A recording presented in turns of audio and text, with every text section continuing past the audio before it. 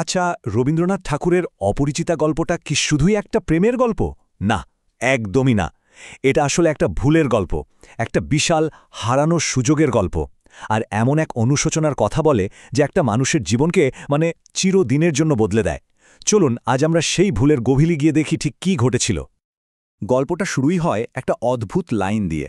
গল্পের যে নায়ক অনুপম, সে নিজেই বলছে এই কথাটা। ভাবুন তো একবার, মাত্র ২৭ বছর বয়স, অথচ জীবনটার মধ্যেই যেন শেষ, কোনো গুণ নেই, কোনো অর্জন নেই। এই একটা লাইনেই কিন্তু তার সারা জীবনের আক্ষেপটা ফুটে ওঠে। তো এই যে অনুপম, সে আসলে কেমন? শুনলে মনে হবে বেশ ভালোই তো, শিক্ষিত, দেখতে শুনতে ভালো, কিন্তু আসল সমস্যাটা অন্য জায়গায়। তার নিজের কোনো ব্যক্তিত্বই নেই, বলা চলে শূন্য। মানে সে নিজের জীবনটা নিজে চালায় না, সে যেন একটা জীবন্ত পুতুল। তাহলে এই পুতুলের সুতোটা কার হাতে? তার মামার হাতে। একদিকে দেখুন, অনুপম এমএ পাস, দেখতে সুন্দর, কিন্তু কোনো সিদ্ধান্ত নিতে পারে না। আর অন্যদিকে তার মামা, যিনি প্রচণ্ড হিসেবেই আর ক্যালকুলেটিভ। পরিবারের সব টাকা পয়সা, সব সিদ্ধান্ত, সব কিছুর কন্ট্রোল তার হাতে। অনুপমের অবস্থাটা এমন যে নিজের জীবনের ব্যাপারে তার একটা কথাও বলার ক্ষমতা নেই। তো এরকম একটা একঘেয়ে জীবনে হঠাৎ করেই একটা আশার আলো দেখা যায়। কল্যাণী নামের একটি মেয়ের সাথে তার বিয়ের প্রস্তাব আসে। অনুপমের মনে হতে শুরু করে, বাহ, এই বিয়েটা হয়তো তাকে মামার এই শাসন থেকে মুক্তি দেবে, এটাই হয়তো তার বেরোনোর রাস্তা। কিন্তু অনুপমের মামা কি আর এত সহজে কিছু ভাবেন? তার কাছে এই বিয়েটা ছিল একটা নিখুঁত বিজনেস ডিল। তিনি এমন একটা পরিবার খুঁজছিলেন যাদের তেমন কোনো দেমাগ থাকবে না, কারণ তারা আগে বড়লোক থাকলেও এখন অবস্থা সাধারণ। আর মেয়ে যেহেতু একমাত্র সন্তান, যৌতুকটাও বেশ ভালোই পাওয়া যাবে। বুঝতেই পারছেন, তার কাছে সম্পর্কের কোনো দাম নেই, আসল হলো টাকার হিসাব। এদিকে অনুপম তো কল্যাণীকে দেখেইনি। সে বন্ধুর মুখে তার রূপের কথা শুনে শুনে মনে মনে একটা ছবি তৈরি করে ফেলেছে, আর সেই কাল্পনিক ছবিরই প্রেমে পড়ে গেছে সে ভাবছে কল্যাণী হবে খুব লাজুক, শান্তশিষ্ট একটা মেয়ে। কিন্তু আসল ঘটনাটা যে কি হতে চলেছে সেটা সে কোনো ধারণাই করতে পারেনি। আচ্ছা, এরপর চলে এলো সেই বিশেষ দিনটা, বিয়ের দিন, যে দিনটা অনুপমের জীবনকে একেবারে ওলটপালট করে দেবে। সব কিছু রেডি, বরযাত্রী কনের বাড়িতে পৌঁছেও গেছে। বিয়ের আসরে গিয়েই মামা তার আসল রূপটা দেখালেন। কি করলেন তিনি? সাথে করে একজন স্বর্ণকার নিয়ে গিয়েছিলেন, আর সেখানে গিয়েই দাবি করলেন কনের সব গয়না আগে পরীক্ষা করে দেখতে হবে। ভাবা যায়, এক এক করে সব গয়না ওজন করা হলো, কষ্টি পাথরে ঘষে দেখা হলো সোনা আসল কিনা। এটা যে কনের পরিবারের জন্য কি ভীষণ একটা অপমান, তা বলে বোঝানো যাবে না। এই চরম অপমানের জবাবে কল্যাণীর বাবা শম্ভুনাথ সেন যা বললেন সেটাই গল্পের টার্নিং পয়েন্ট। একদম শান্ত কিন্তু অসম্ভব দৃঢ় গলায় তিনি এই কথাটা বললেন। কি অসাধারণ আত্মসম্মানবোধ! তিনি পরিষ্কার জানিয়ে দিলেন, যারা তাকে চোর বলে সন্দেহ করে তাদের বাড়িতে তিনি নিজের মেয়েকে পাঠাবেন না। ঠিক এই মোক্ষম সময়ে শম্ভুনাথবাবু সরাসরি অনুপমের দিকে তাকিয়ে তার মতামত জানতে চাইলেন।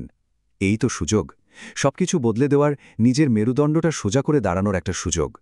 অনুপম কি সেই সুযোগটা কাজে লাগিয়েছিল? না, সে কিছুই বলতে পারল না। একদম চুপ করে মাথা নিচু করে দাঁড়িয়ে রইল।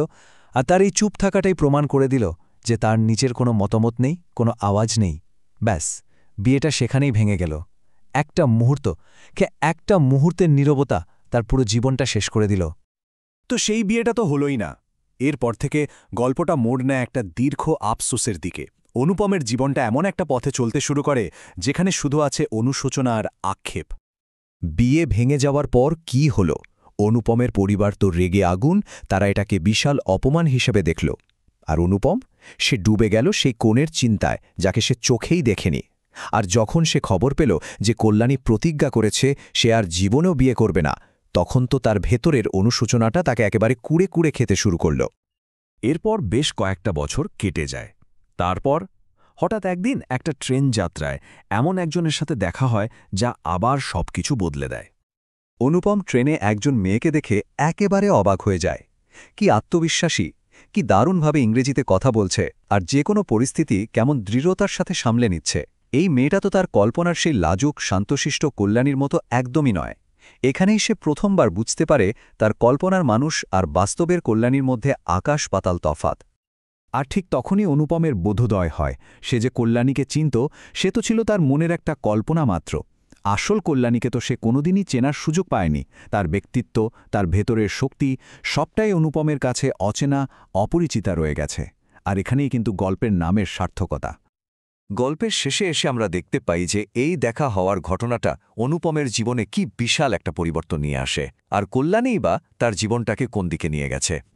অনুপম, যে এখন মামার প্রভাব থেকে অনেকটাই মুক্ত, সে অবশেষে কল্যাণীকে বিয়ের প্রস্তাব দেয়। কিন্তু কল্যাণী খুব শান্তভাবে সেই প্রস্তাব ফিরিয়ে দেয়। সে বলে তার উপর মায়ের আদেশ আছে। কিন্তু এই মা তার জন্মদাত্রী মা নন, ইনি হলেন তার মাতৃভূমি, তার দেশ। কল্যাণী তার জীবনটা দেশের মেয়েদের শিক্ষার জন্য উৎসর্গ করে দিয়েছে। ভাবুন তো, গল্পটা লেখা হয়েছিল ১৯১৪ সালে, ১০০ বছরেরও বেশি আগে। কিন্তু আজও এটা কতটা প্রাসঙ্গিক। এই গল্পটা আমাদের চোখে আঙুল দিয়ে দেখিয়ে দেয় যৌতুক প্রথার ভয়াবহতা, আত্মসম্মানের অসাধারণ শক্তি, আর নিজের সিদ্ধান্ত নিজে না নেওয়ার করুণ পরিণতি।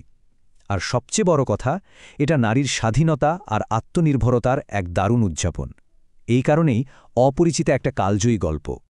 শেষ পর্যন্ত অনুপমের মুক্তি কিন্তু কল্যাণীকে বিয়ে করে হয় না, তার মুক্তি হয় অন্যভাবে। সে কল্যাণীর সেই মহৎ কাজে দূর থেকে একজন সমর্থক হয়ে নিজের জায়গাটা খুঁজে নেয়। যে নারীকে সে চিনতে ভুল করেছিল, সেই নারীর আদর্শকে সমর্থন করেই সে যেন তার ভুলের প্রায়শ্চিত্ত করে। কিন্তু শেষে একটা প্রশ্ন থেকেই যায়, তাই না?